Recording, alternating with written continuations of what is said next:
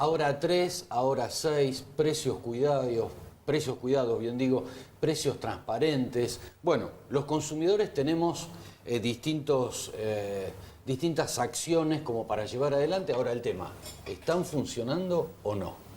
¿Están funcionando o no? Héctor Bolino, gracias por haber venido. No, gracias por la invitación. Mire, no están funcionando bien. Comencemos por precios cuidados. A ver. Le diría que están bastante descuidados. Esta política de precios cuidados comenzó con el gobierno anterior. Comenzó el 6 de enero del año 2014 por 3 meses, por una determinada cantidad de artículos, creo que eran 119, con una determinada cantidad de supermercados que voluntariamente se habían adherido a esa política, y se fue prorrogando sucesivamente cada 3 meses. En cada renovación se agregaban nuevas cadenas de supermercados del interior del país, regionales, algunos comercios chinos, algunos negocios barriales, y también se iban agregando nuevos artículos. Cuando llega el gobierno actual, la última etapa del gobierno anterior venció el 6 de enero del año 2016. El gobierno actual prorroga esta política con la única diferencia que en lugar de ser cada 3 meses, lo hace cada 4 meses. Cada 4.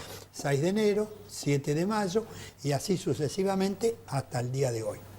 En esta última renovación estamos de aquellos 192 artículos del 6 de enero del 2014 a 592 artículos y con una gran cantidad de supermercados y de empresas fabricantes o elaboradoras de artículos que también voluntariamente se adhirieron a este programa. Ahora, ¿se está cumpliendo? Yo le diría que no. Nunca se cumplió estrictamente. Tal es así que durante el periodo del gobierno anterior se aplicaron fuertes multas a las grandes cadenas de supermercados que durante todas las horas del día no tenían la totalidad de los artículos en las góndolas.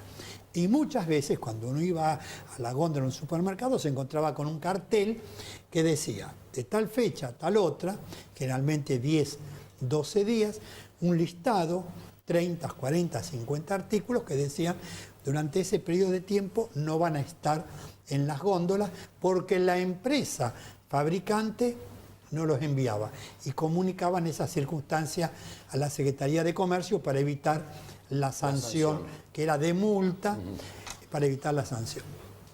Ahora, de estos 512 artículos, cualquiera de nosotros que vaya a un supermercado va a ver que hay una mínima cantidad, no está en la inmensa mayoría de los artículos, con lo cual yo diría son precios más que cuidados, descuidados.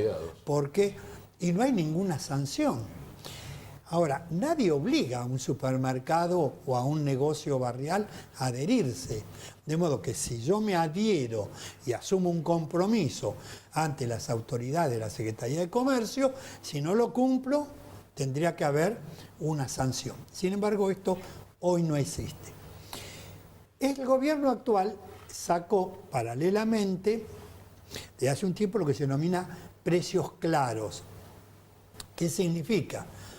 Que las cadenas de supermercados publican todos los días en internet los distintos artículos que venden con el precio correspondiente.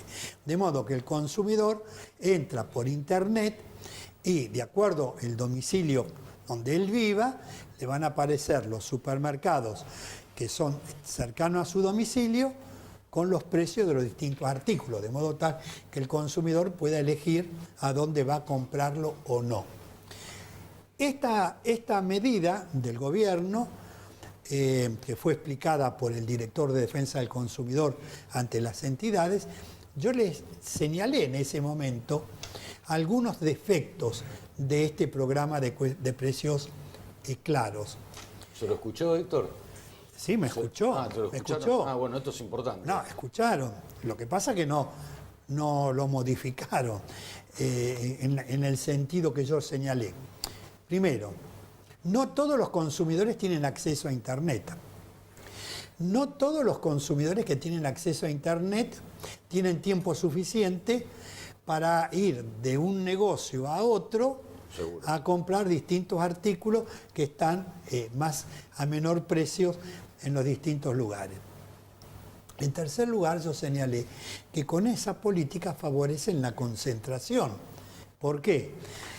La verdulería, el almacén, la carnicería, la fiambrería del barrio, al no publicar, al no estar en el listado, se está orientando la compra de los consumidores hacia las grandes cadenas de supermercados. Entonces, y además señalé que generalmente los que hacen compras cotidianamente son los jubilados, que tienen más tiempo para efectuar las compras, y el jubilado generalmente no usa Internet, de modo que lo usa un sector muy determinado de la sociedad. Y luego sacaron, a partir del 1 de febrero de este año, la política denominada de precios transparentes, que yo la apoyé totalmente. Yo estaba de vacaciones con mi señora, los medios de prensa de todo el país me llamaron por teléfono para conocer mi opinión. Yo dije, estoy totalmente de acuerdo con que se obligue a los comercios a que publiquen cuál es el precio de contado y cuál es el precio financiado en cuotas, ya sea 6, 12, 18 o lo que fuere. Porque en un país como el nuestro, que está entre los 4 países del mundo que tienen mayor grado de inflación, que el año pasado llegamos al 40%, ¿quién puede imaginarse que nos van a vender al mismo valor un artículo que si lo pago al contado, que si lo estoy comprando seguro, a 12 meses? Seguro. Con Claudio Lowy publicamos, yo no recuerdo justo la fecha, si fue el 25 de abril del año 2015, una nota en Clarín, donde decíamos, entre signos de interrogación, precios cuidados reales, no nos dejemos engañar. Y en esa nota demostrábamos con la simple y clara elocuencia de los números que había un interés encubierto, incluido el seguro, del 83,11% promedio. Nada más ni promedio. Menos. ¿Qué alto? ¿Qué porcentaje? Muy alto. Claro, porque cuando usted hace el cálculo de cuál es el precio de lista, cuál es el precio de contado, cuál es el precio financiado, a eso le agrega el seguro, llegamos a esa conclusión. Y si el oyente puede entrar a Internet, va a ver esa nota que hemos publicado en el diario Clarín en ese momento. Entonces, me pareció perfecto que este gobierno saque una resolución diciéndole a las grandes cadenas, a los grandes comercios, señores, sinceremos los precios, publiquen cuál es el precio de contado y cuál es el precio financiado. Ahora, ¿qué pasó? El precio de contado en algunos comercios bajó un 5, un 8, un 10%, pero ¿qué hicieron?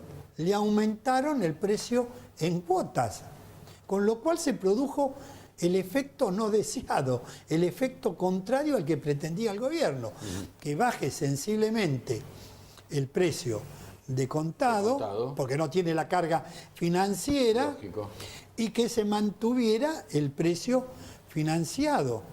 Es más, que bajara incluso el precio financiado, porque este año no tenemos el proceso inflacionario del año anterior, que como consecuencia de la devaluación del peso, de la quita o reducción de retenciones a productos agropecuarios, se produjo una estampida de precios fabulosa, y además por la especulación de las grandes cadenas de supermercados que remarcan enormemente. Entonces ahora, como bajó la venta de precios en cuotas y no bajó sensiblemente de la venta al contado, se ha producido una retracción en las ventas en lugar de un estímulo. Bueno, ahora están buscando la forma de modificar parcialmente esta resolución. ¿Cuál es el defecto de esta resolución? Un segundo. Ahí nos queda un minutito. Un segundo. Que solamente se obliga a los negocios a publicar el precio de contado y el precio financiado. No los obligan a sincerar los precios, aplicando sanciones en caso que eso no se produzca. Entonces, ¿qué hacen? Le bajan un poco el precio de contado, le suben el precio en cuota y resulta que estamos ahora peor que lo que estábamos antes del 1 de febrero de este año, cuando comenzó a regir esta política. De modo que hay que tomar en cuenta todas estas consecuencias para actuar luego. Y yo lo que diría es esto: las entidades de defensa de los consumidores tienen una gran experiencia en Argentina. Consumidores Libres, por ejemplo, 22 años. Antes de sacar una resolución, que consulten con las entidades, que podemos hacer un aporte absolutamente desinteresado para mejorar las normas jurídicas que se dictan. Gracias, Héctor Polino, No, como muchas siempre, gracias a y usted. por esta síntesis. Gracias a usted. Gracias. Pausa.